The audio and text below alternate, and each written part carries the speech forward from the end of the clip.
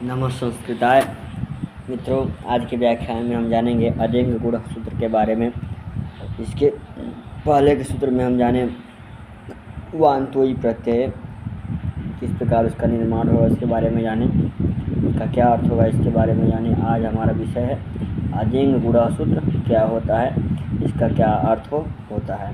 तो देखेंगे इसके वृत्ति में कहते हैं वरदराजाचार्य जी अत एंग चौगुण संज्ञा सात अतेंग अत मतलब आकार, अत मतलब क्या आकार। देखेंगे इधर अत मतलब आकार और एंग जो हमारा है प्रत्याहार है। एंग हमारा प्रत्याहार है जिसमें हमारा दो शब्द आता है ए और ओ और अत। तो कहते हैं वरदराजाचार्य जी अत एंग गुण अदेंग गुण अत एंग गुण। अत मतलब आकार, एंग मतलब एकार, ओंग मत और एंग मतलब एकार और उकार दोनों हो जाएगा। तो अत एंग माने आकार, एकार और उकार की हमारी गुण संज्ञा हो। गुण संज्ञा विधायक क्या सूत्र क्या है अदेंग गुण, तो उनकी क्या हो गुण संज्ञा हो। देखिए नीचे सूत्रार्थ में भी कहते हैं क्या अत एंग चौगुण संज्ञा साथ आकार, एकार और ओकार की गुण संज्ञा होती है। मतलब ये जानेंगे गुण संज्ञा विधायक सूत्र है अदेंग गुण। औकार, एकार और ओकार जहाँ भी होंगी उनकी हम गुण संज्ञा करेंगे इस सूत्र से। किस सूत्र से अदेंग गुण हमारा जो है अदेंग गुण सूत्र से। तो आगे देखेंगे, आगे के व्याख्यान में कहते हैं यह एक गुण संज्ञा विधायक सूत्र है। यह एक गुण संज्ञा विधायक सूत्र है। इस सूत्र में 3 पद हैं। इस सूत्र में 3 पद हैं अत एंग गुण, तीनों प्रथमा एक वचन के पद हैं। इस सूत्र में संपूर्ण अष्टाध्यायी में गुण शब्द को अ ए ओ का ही व्यवहार होता है। अ ए और ओ का ही व्यवहार होता है। अब आगे के वृत्ति में देखेंगे। आगे कहते हैं हमारा आगे का सूत्र है तपरस तत्कालस्य। तपरस तत्कालस्य आगे का हमारा सूत्र है तपरस तत्कालस्य। तपरस तत्कालस्य का सूत्र संख्या है 1:1:70। पहले अध्याय के पहले पाद का 70 नंबर का सूत्र हमारा है तपरस तत्कालस्य, जिसके वृत्ति में कहते हैं तह मतलब तकार से, पर तकार से पर जिसका तकार जिसके पर में हो, तकार जिसके पर में, जकार जिससे परे, तकार से जो पर है वह अपने समकाल वाले वर्ण की संज्ञा होता है।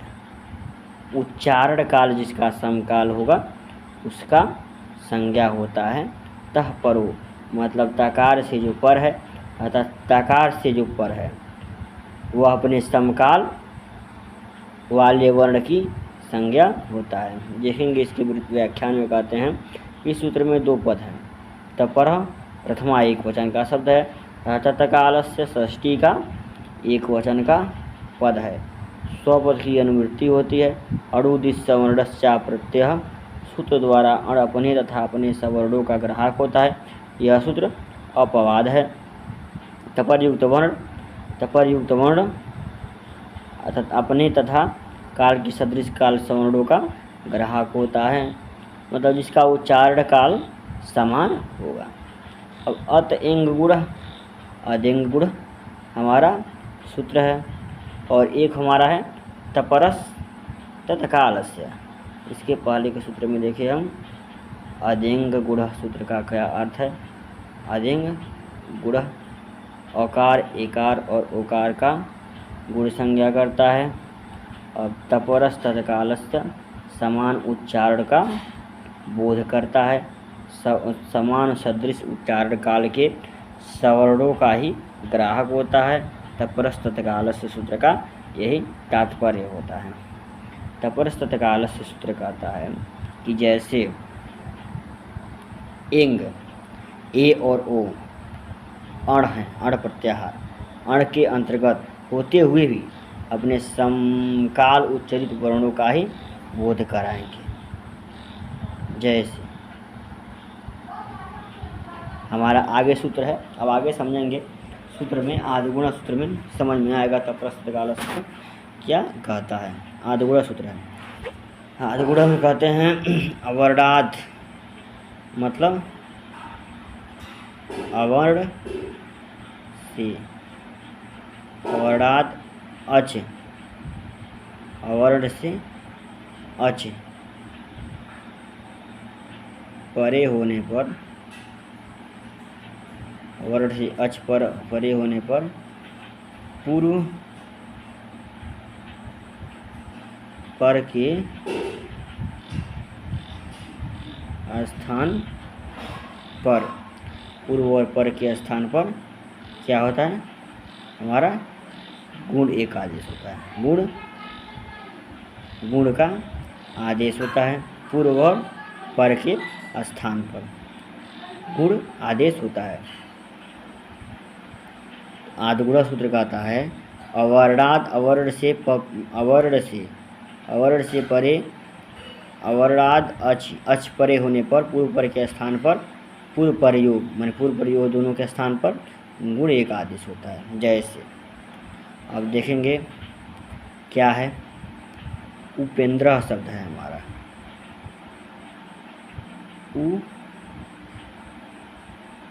उपेंद्र, उप धन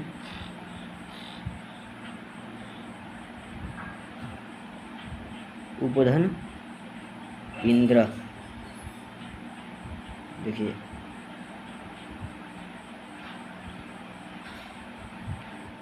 उपधन इंद्र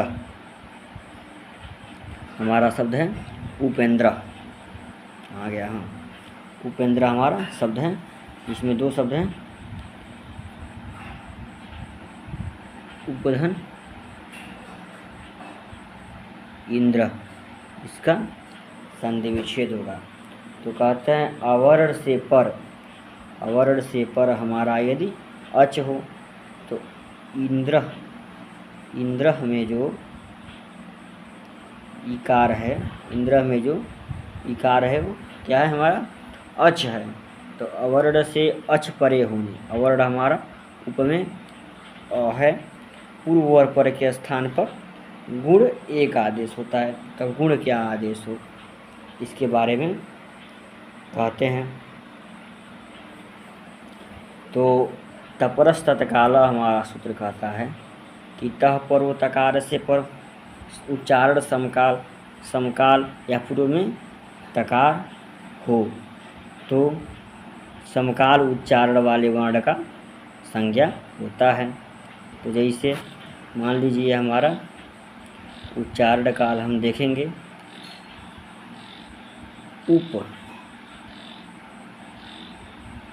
उपधन इंद्र शब्द है। अकार का उच्चारण उप में जो अ है, अकार का उच्चारण क्या है अकूह विसर्जनीयानाम कंठ, इसका उच्चारण स्थान होता है कंठ, अकार और आकार का। और इचूयसाना तालु, इचूयसाना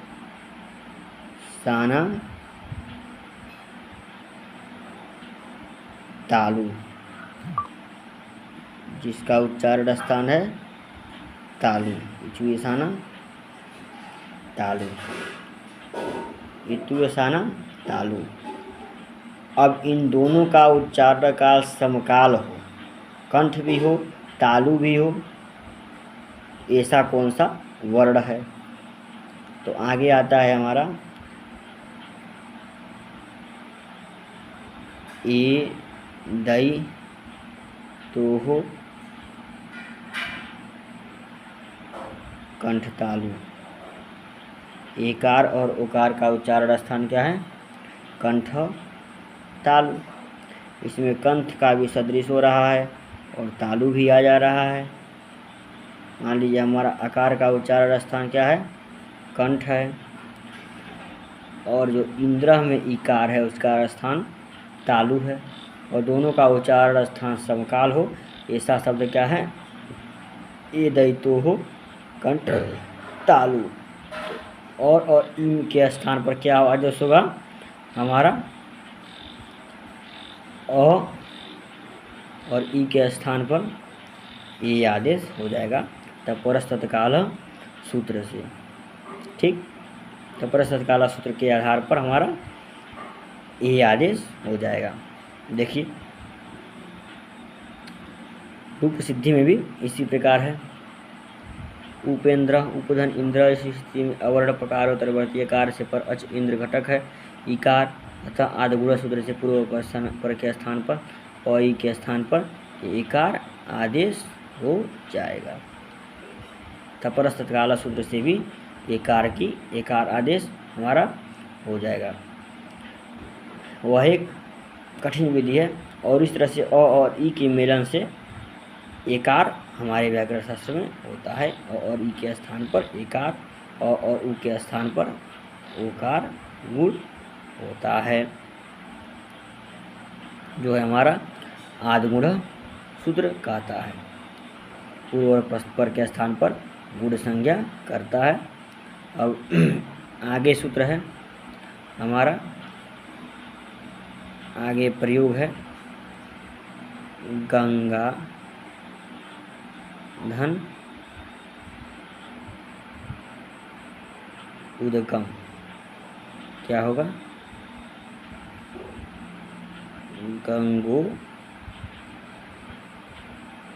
गंगोदकम शब्द हो जाएगा।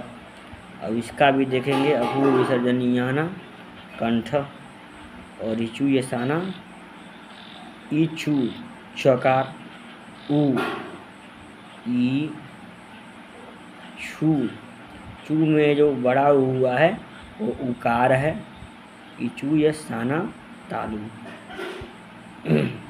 और जो कुचू टूपू चवर्ग है वो पांचों वर्गों का चकार है, इसलिए यहाँ बड़ा उ हो गया है क्योंकि उकार यहाँ पर है।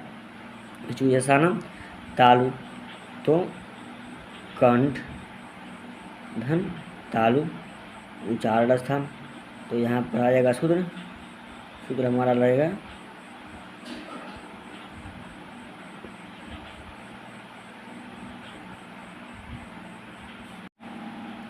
तो जो है हमारा ओकार के स्थान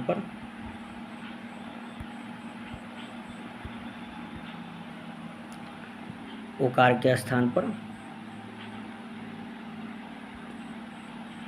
अ और उ मान लीजिए, गंगा में जो अ है अपूर्व विसर्जनीयानम कंठ, तो हमारा सूत्र आता है